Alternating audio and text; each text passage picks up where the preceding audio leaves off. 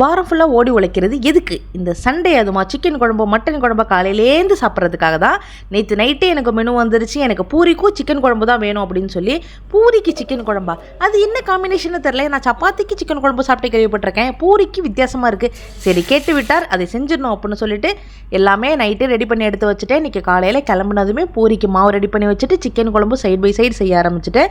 இந்த சிக்கன் குழம்புலையே உயிர் கொடுக்குறது என்ன தெரியுமா? இந்த முருங்கைக்காய் தான். எனக்கு என்னவோ எப்போ சிக்கன் குழம்பு அதில் அந்த முருங்கைக்காய் போடணும், அதுதான் அதுக்கு உயிர் கொடுக்குற மாதிரி. அது இல்லாமன்னா உயிரில்லாத சிக்கன் குழம்பு மாதிரி ஆகிடும். இன்றைக்கி சிக்கன் குழம்பு ரெடி பண்ணிவிட்டு இதுக்கு ஒரு சீக்ரெட் டிப் சொல்லட்டுமா?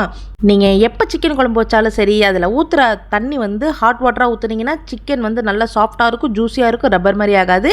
இது கூட ஒரு ஸ்பூன் அளவுக்கு கசகசால ஒரு 4 முந்திரியை நல்லா ஹாட் வாட்டரில் போட்டு ஊற வச்சுட்டு அதையும் தேங்காய் பெருஞ்சீரகம் அரைக்கிறப்ப அரைச்சி ஊற்றுனீங்கன்னா உங்கள் சிக்கன் குழம்பு டேஸ்ட்டாக வர்றதை யாராலையும் தடுக்க முடியாது.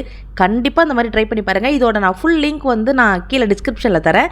மறக்காமல் போயிட்டு உங்களுக்கு ரெசிபி வேணும்னு செக் அவுட் பண்ணி பாருங்கள். ட்ரை பண்ணிவிட்டு எப்படி இருக்குன்னு மறக்காமல் எனக்கு கமெண்ட்டில் சொல்லுங்கள்.